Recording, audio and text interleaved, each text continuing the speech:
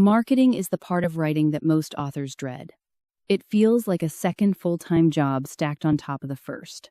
But here is the shift that changes everything. Marketing is not one activity. It is actually two. And confusing the two wastes both your time and your money. Today, we are going to separate them clearly. We will look at push marketing versus positioning. We will map the three distinct reader audiences you serve. We will build the four-piece foundation of your discoverability. And we will settle the question of whether to buy an ISBN or use a free one. This is built for independent and self-published fiction authors, especially the ones who have very little marketing time to spare. Let us start with the two kinds of marketing. The first kind is pushing your book toward an audience. That means ads, cold social posts, unsolicited outreach to people who never asked to hear from you. You are placing the book in front of people who did not go looking for it. This can work, but the cost per result is high. And most of the people you reach were never going to buy a book from you anyway. The second kind is positioning your book to be found. Picture a reader who is already searching for something like your book. They are browsing Amazon's Also Bought carousel. They are asking in a genre subreddit. They are asking an AI assistant for a recommendation. They find you because your book was set up to be findable. This is slower to build than a single ad campaign, but it keeps producing results long after you stop actively working on it. Both approaches have a place. But here is the honest truth for a writer with limited time. You get far more long-term return from being findable. That beats repeated attempts to push yourself in front of strangers. So most of what follows is weighted toward being found. Now, let us talk about who you are actually talking to. Every book has three distinct audiences. Treating them as one blurred mass of readers wastes effort. The first group is your established readers. These are people who have already read you. They trust that your next book will deliver. They need almost nothing from you, just to know a new release exists and roughly when. This is your lowest effort, highest return audience. And it is the one writers most often neglect once the launch excitement fades. The second group is the interested but unconvinced. These people have crossed paths with your name or your genre. They are on the fence. What moves this group is a strong sample, a sharp premise, and a cover that unmistakably signals the right shelf. Most of the tools in this discussion exist to win over this middle group. The third group is cold readers with a specific craving. They do not know you. They have no reason to care who you are. They are hunting for a book that satisfies a particular mood right now. Tense, funny, heartbreaking, escapist.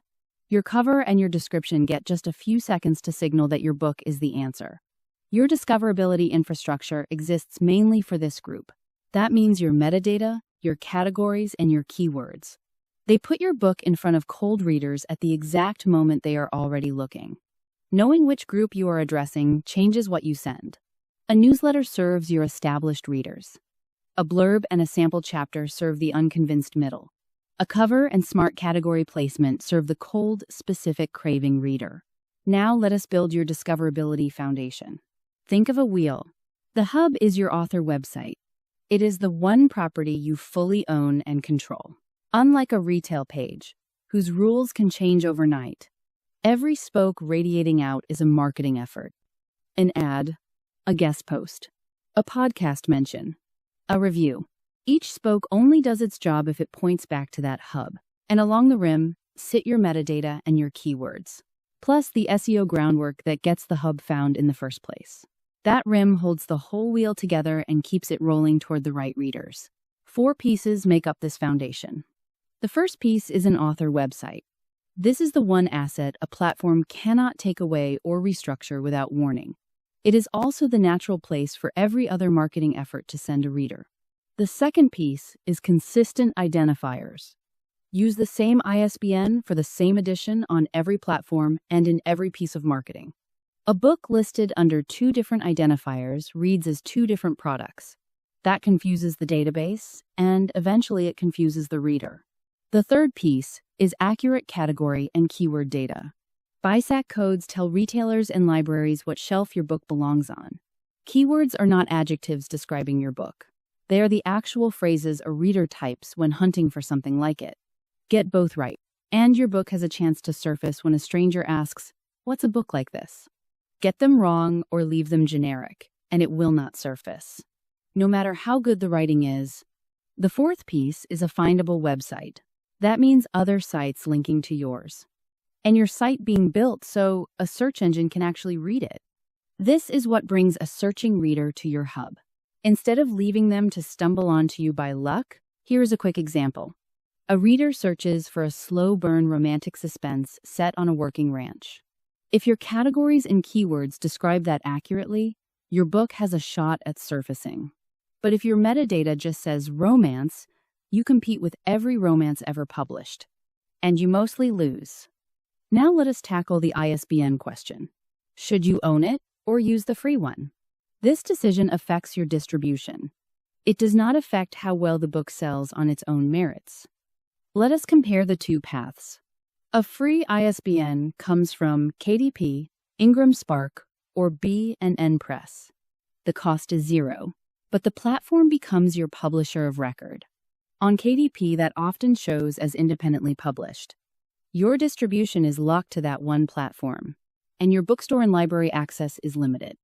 Because the platform is listed as the publisher, a purchased ISBN comes from Bowker in the US.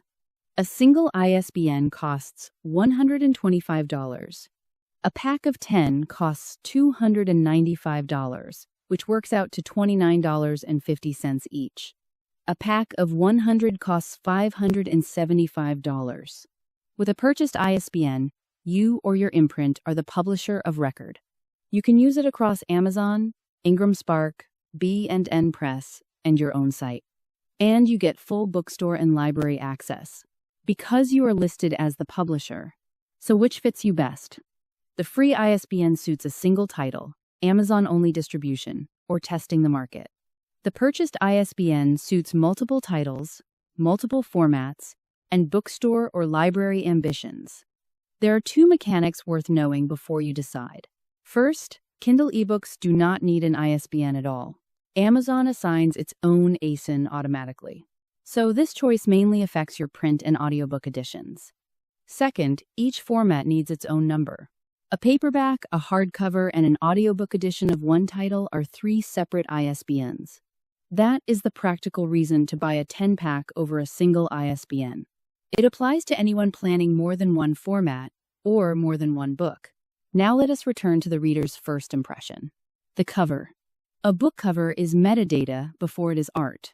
Before a reader reads your title or your blurb, the cover has already spoken.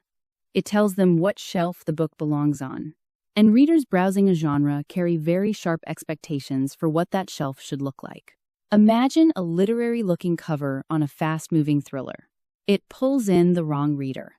That reader bounces and leaves a review saying it wasn't what was advertised. And it repels the right reader, who never gave it a second look because nothing about the cover said thriller. The cover's job is not to be beautiful on its own terms. Its job is to make the correct promise to the correct reader, and to do it before they consciously register the promise at all. Category placement and comp titles do the same job. Both are genre signals. They tell the right reader, before a single word of the blurb, that this book was built for them. Finally, let us talk about the blurb.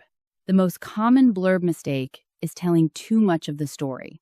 A blurb's job is to sell the sizzle, not the steak. It should make a reader hungry for what's coming. It should not hand over the whole meal in advance. That means keeping it short. And it means leaving real, specific questions unanswered. Do not resolve the tension before the reader has even opened the book. Picture a maritime thriller as the example. The weak version lists everything. The heroine's age, her rank, her new command, and the exact threat all up front. It resolves the mystery before you can feel it.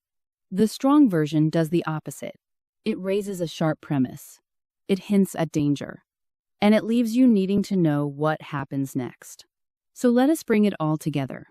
Marketing is 2 things, not 1. Pushing burns time and money on strangers who were never going to buy. Positioning builds a foundation that keeps working for you. Serve your 3 audiences with the right tool for each. Build your wheel around a website you actually own. Keep your identifiers consistent. Get your categories and keywords precise. Make your site findable. Choose your ISBN based on your distribution goals, not on the sales pitch. And let your cover and your blurb make one clear promise to exactly the right reader. Do this, and you stop chasing readers. You let the readers who want your book find it.